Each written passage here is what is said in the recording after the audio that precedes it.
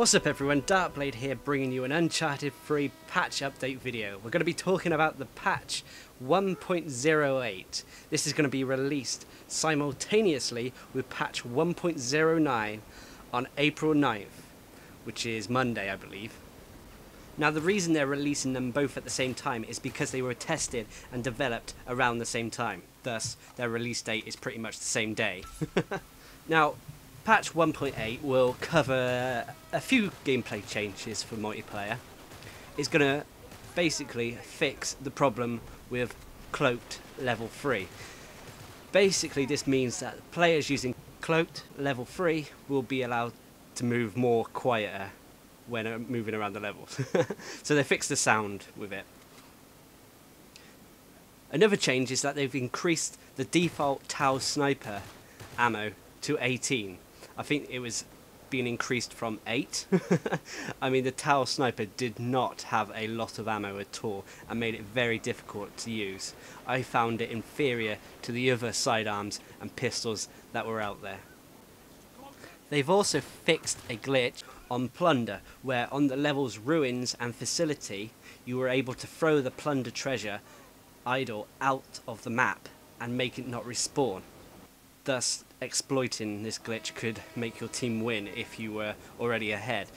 Naughty Dog have taken this into account and fixed it.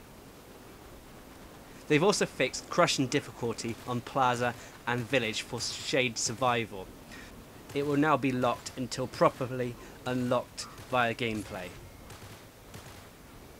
Players also can no longer indefinitely hold a high five pose by pressing down on the D-pad to avoid being grabbed by the chokers or whatever you call them, the guys who come up behind you and try to, you know, have their way with you in co-op modes. This has now been fixed and they should be able to grab you properly now. So that's pretty much it for the gameplay changes that are occurring in patch 1.08. They are adding a few technical changes. For example, players are now able to vote on the difficulty of co-op matches no matter where they are on the menu when the voting period begins for this. Players also can no longer join parties of players that are in the cinema menu. Viewing their cinema files, of course. A user interface change that has happened is that you are now able to toggle in the options whether you are wanting to play DLC levels or not.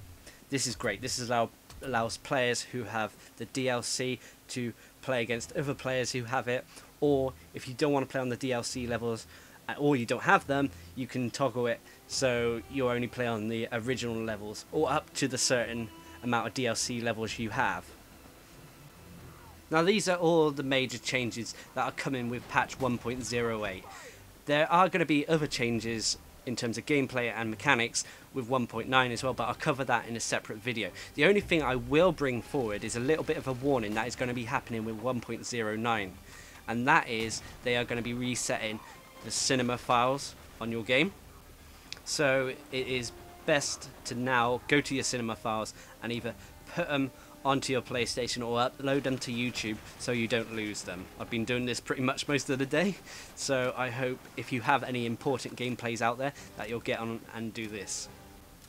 Now as for what I think about the overall impact of patch 1.8 is I love what they've done to Cloaked level 3. I'm glad they fixed that because I am a Cloaked user.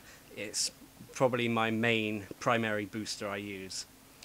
I am glad that they've increased the ammo for the Tau sniper, although I still don't think this is enough to make me want to use it over other sidearms. I am so glad they have fixed the Plunder map glitch that happens sometimes. It is so frustrating when it happens to you, against you mainly. The crushing difficulty on Plaza and Village for Shade Survival I've never really had a problem with.